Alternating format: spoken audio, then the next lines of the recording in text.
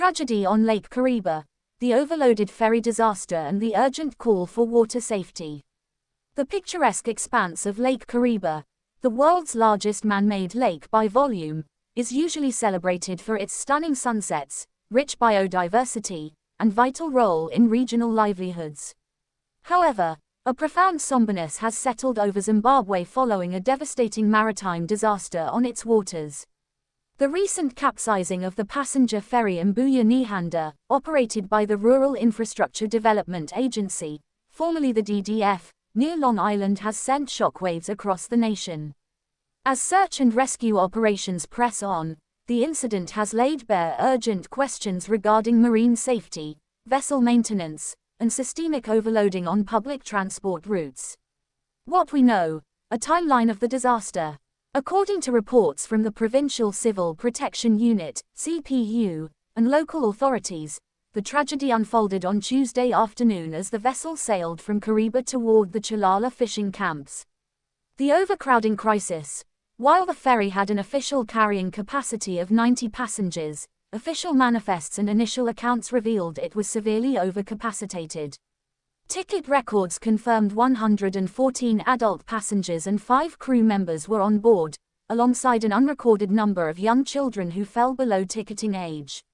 Independent estimates from witnesses and rescue personnel suggest the total number of souls on board may have approached or even exceeded 150.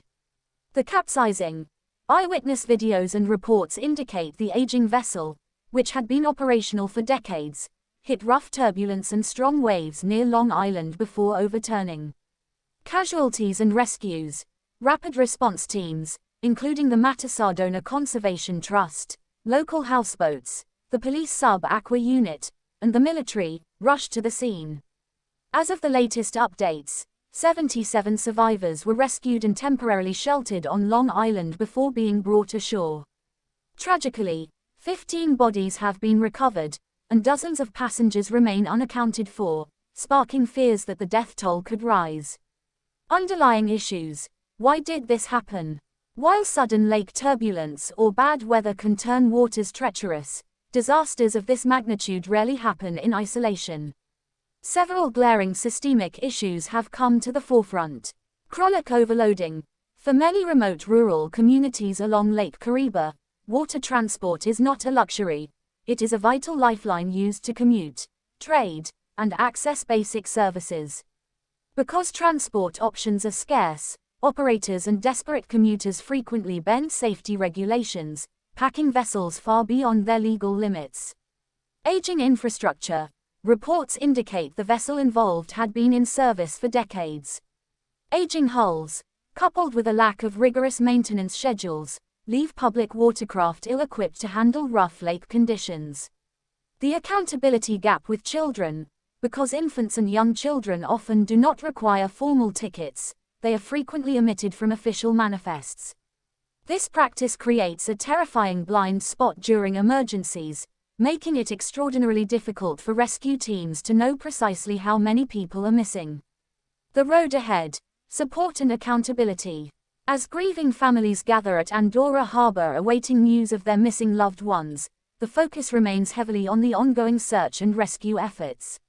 Specialized sub-aqua diving teams continue to comb the depths around the wreckage, while funeral service providers have been mobilized to assist families with dignity and processing. Authorities have strongly recommended that the accident be officially declared a state of disaster, a step that will unlock additional resources for recovery. Operations and victim support. A call for strict marine regulations. This heartbreaking disaster must serve as a harsh wake-up call. Lake Kariba should not be a graveyard for commuters seeking a basic journey across the water.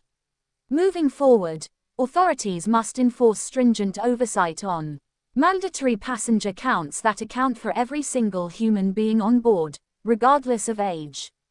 Zero tolerance for overloading, backed by immediate penalties for operators who flout the law.